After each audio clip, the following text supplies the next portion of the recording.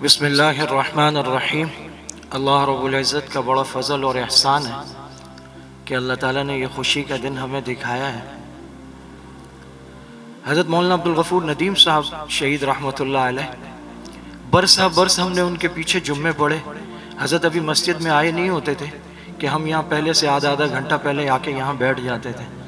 خطابت کسے کہتے ہیں، شعر کیسے پڑھا جاتا ہے، مقدمہ کیسے باندھتے ہیں، تقریر میں اٹھان کیسے آتی ہے، پھر اس کا وہ اختتامیہ جو ساری بات کو سمیٹ دیتا ہے اور وہ پورا ہفتہ یوں کر کے دماغ میں گونجتی رہتی تھی تقریر۔ تو یہ تو ہم نے اوائل عمری میں ان کو دیکھا۔ اب مولانا عبدالغفور ندیم صاحب اس مسجد میں امام اور خطیب تھے، تو ان کو کوئی اور مسجد ملتی ہی نہیں تھی، نہ وہ بیچارے کہیں جا سکتے تھے، ان کی مجبوری تھی۔ وہ ایک ایسی مسجد میں پھنسے ہوئے تھے جہاں سے نکلتے وقت بھی جان کا خطرہ تھا، واپس آتے وقت بھی جان کا خطرہ تھا، حتیٰ کہ مسجد کے اندر بھی جان کا خطرہ تھا۔ اسی مسجد سے 17 لاشیں ایک وقت میں اٹھائی گئیں۔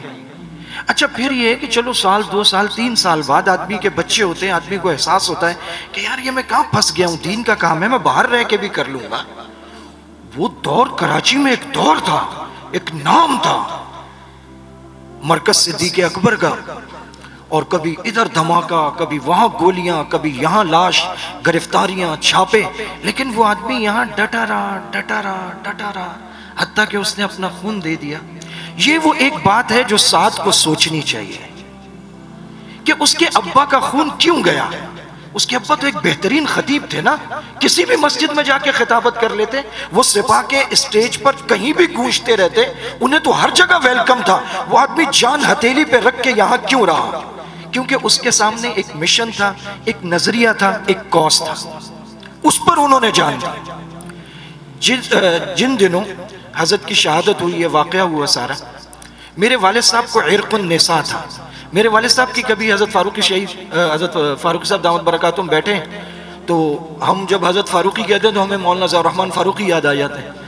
حضرت بیٹھے ہیں، اس بات کے گواہ، مطلب 20 سال میں ان کی تہجد نہیں چھوٹتی تھی، نماز تو بہت دور کی بات ہے۔ عرق النساء تھا والد صاحب کو، تو نماز کا ادھر اذان شروع ہوتی تھی، ادھر وہ رونا شروع ہو جاتے تھے، داڑھیں مار کے روتے تھے۔ اب بیٹا باپ کو روتا ہوا دیکھے نا تو مر جاتا ہے، کہ ابو کیوں رو؟ کہ میں سجدہ نہیں کر سکتا، اللہ نے مجھ سے سجدہ چھین لیا، میرے اللہ مجھ سے ناراض ہو گئے۔ مطلب ایسا، یہ وہ دن تھے۔ حضرت کے جنازے پر ہم بہت مشکل سے انہیں لائے، اور یہاں روڈ پر ایک جگہ ویسے میرے سہارے کھڑے ہو کے انہوں نے جنازہ پڑھا، واپس چلے۔ شام کو مجھے یہاں سے خبر آئی کہ یار قبر سے خوشبو پھوٹ رہی ہے، تو میں آیا۔ جب میں آیا تو میں ان معاملوں میں نا تھوڑا سا بے یقین سا ہلکا آدمی ہوں تھوڑا، تو مفتی ذیشان شہید اور دوسرے لڑکے بیٹھے تھے۔ میں نے کہا آپ لوگوں نے خوشبو ڈالی ہے، تو اللہ خوش رکھے سپاہ کے لڑکوں کو، ان کو اور تو کچھ آتا نہیں۔ وہ کہتے ہیں بہن تیری وہ ایک دم اس نے کہا یار یہ ہمارے مفتی صاحب ہیں یہ، تو اس نے کہا مفتی صاحب اللہ کی قسم یہ کافور ڈالا، کافور کے علاوہ کچھ نہیں ڈالا۔ اچھا، وہ خوشبو مجھے پتا تھی 2005 میں جب میرے والد پہ حملہ ہوا اور میرے ایک بھائی شہید ہو گئے تھے، اس میں وہ خوشبو ہم نے اس وقت گاڑی سے اور ان کے کپڑوں سے سونگی تھی۔ اس سے پہلے ایک لڑکا عظیم ہمارے مدرسے کا شہید ہوا تھا، تب بھی سونگی تھی۔ ایک لڑکا مدرسے کا شہید ہوا تھا شمس الرحمان، تب بھی۔ اور یہ آپ سب کو پتا ہوگا، شہداء والی خوشبو ایک ہی خوشبو ہوتی ہے، وہ الگ الگ نہیں ہوتی، وہ ایک ہی خوشبو ہے وہ۔ لیکن میرے دل میں پھر بھی کچھ تھا، اس کی وجہ میں نے اس آدمی کے پیچھے 10 سال مطلب جمعے پڑے تھے۔ ہم نے اس مشن پہ اپنی مطلب دن رات کھپائے تھے۔ ہم مطلب درس نظامی میں 2 دفعہ ایک درجے میں فیل ہو گئے، سپہ صحابہ سپہ۔ مجھے نا بڑی ہڑک لگی ہوئی تھی، میں نے کہا یار یہ خوشبو آ رہی ہے۔ اور میرے نزدیک پوری کائنات میں اگر کوئی ولی تھا وہ میرا باپ تھا، میں نے اس کو دیکھا تھا، میں اس کو مانتا تھا۔ میں گیا، میں نے کہا ابو میرے ساتھ چلیں۔ حضرت شاید یہ واقعہ آپ کے بھی میں کبھی نہیں سنا سکا۔ میں نے کہا ابو میرے ساتھ چلیں، قبر سے خوشبو آ رہی۔ کاکا میں بیمار ہوں۔ میں نے کہا بس آپ میرے ساتھ، میں بیمار ہوں، میں چل نہیں سکتا ہوں، میں کتنی مشکل سے میں نے کہا آپ میرے ساتھ چلیں، ایک دفعہ چلیں۔ اچھا، میں نے ڈرائیور کو کہہ دیا، وہ گاڑی لے آیا گھر کے دروازے پہ۔ میں نے تقریباً میں نے کہا ابو 5 منٹ کے لیے آپ چلیں۔ وہ گاڑی میں بیٹھ کے راستے میں آتے ہوئے مجھے کہتے یہ کوئی بات ہے خوشبو آ رہی ہے، یہ کوئی بات ہے خوشبو آ رہی ہے، تیرے جیسا آدمی یہ بات کر رہا ہے۔ میں دل میں سوچ رہا ہوں یار ان کو تو خوش ہونا چاہیے، اور یہ مطلب ان کے نزدیک یہ کوئی بات ہی نہیں ہے، قبر سے خوشبو آنا تو بہت بڑا، تیرے جیسا آدمی یہ کہتے کہتے یہاں تک پہنچ گئے۔ اس دروازے پہ ہم آ کے رکے، ابو گاڑی سے اترے، دروازے میں پہلا پاؤں رکھا ہے، سبحان اللہ، اور ابو کی آنکھوں سے آنسو آ گئے۔ دوسرا قدم اٹھایا ہوگا، مجھے کہتے کاکا یہ قبر کی خوشبو ہے، یہ اصل خوشبو ہے۔ میں نے پکڑا، میں نے کہا بس چلے، میرا کام ہو گیا۔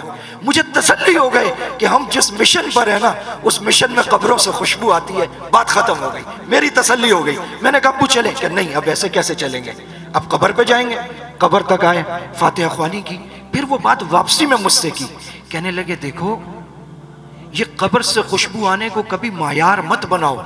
ہمارے بڑے بڑے قائدین چلے گئے، قبر سے خوشبو نہیں آئی، تو اس کا کیا مطلب ہے وہ حق پہ نہیں تھے؟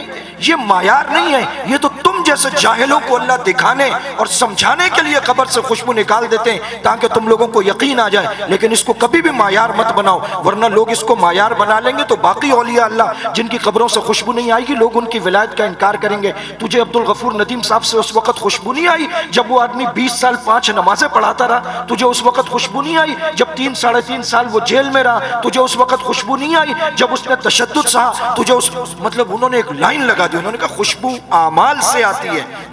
اس طرح کے لوگ تھے۔ یہ باتیں میں کیوں کر رہا ہوں؟ میرے بھی والد شہید ہیں، سعد کے بھی والد شہید ہیں، اور سعد کے والد کی قبر یہاں ہے۔ سعد کا بھائی فیصل یہاں پر ہے، کیوں ہے؟ وہ شاید اس لیے کہ اس کو اپنے والد کے قبر پہ چھت بنا کے مزار بنا کے لوگوں سے پیسے اینٹ رہے ہیں، یہاں پر کوئی اس نے سجادہ نشینی کرنی ہے، نہیں، وہ بھی ایک مشن کی چوکیداری پر یہاں بیٹھا ہے۔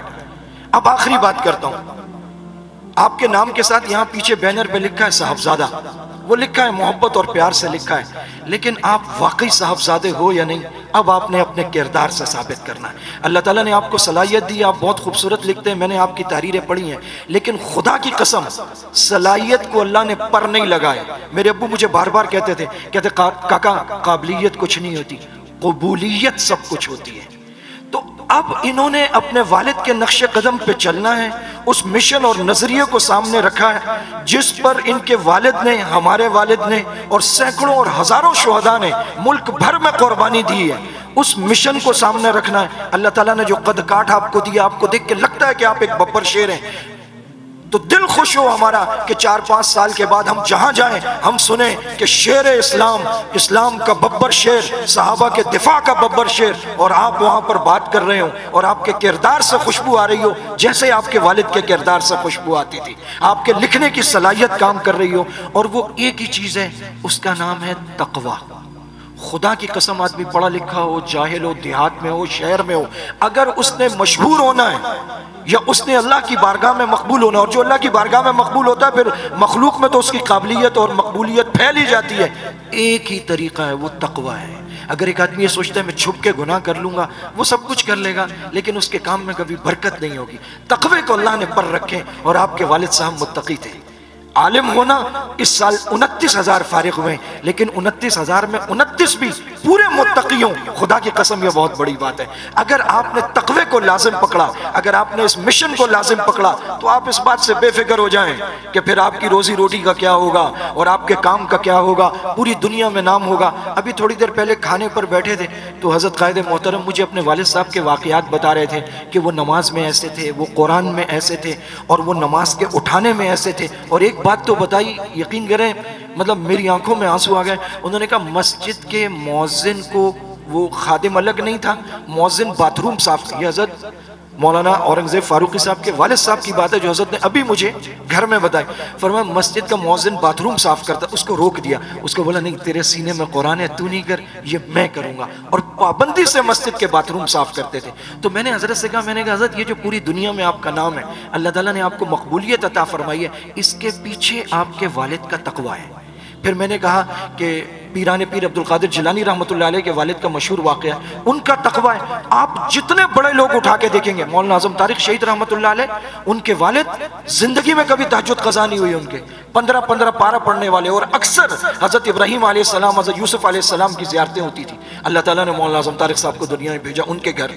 تو آگے بڑھنے کے لیے ایک خاص چیز وہ یہ بھی ہوتی ہے کہ آپ کا والد متقی ہو، اس نے آپ کو حلال کھلایا ہو، اس کے بغیر بھی ہوتا ہے، لیکن پھر تو آپ کی اڑان ایسے ہوتی ہے جیسے جیٹ جا رہا ہو آسمان کی طرف۔ سعد نسیم کو یہ بھی حاصل ہے کہ اس کا والد متقی تھا، اس نے اسے حلال کھلایا ہے، اور وہ عالم تھا، مبلغ تھا، صحیح مشن اور نظریے پر تھا، اور سب سے بڑی بات وہ شہید ہو گئے۔ سعد اگر اڑنا چاہے اللہ تعالیٰ نے اس کو علم بھی دے دیا، جوانی بھی دے دی، اور پیچھے جو پاور انجن لگتے ہیں وہ سب اس کے پاس ہے، اب اڑان اس کے ہاتھ میں۔ اور سب سے بڑی بات قائدین کی سرپرستی، ساتھیوں دوستوں کی دعائیں، گھر والوں کی دعائیں، محبتیں سب اس کے ساتھ ہیں۔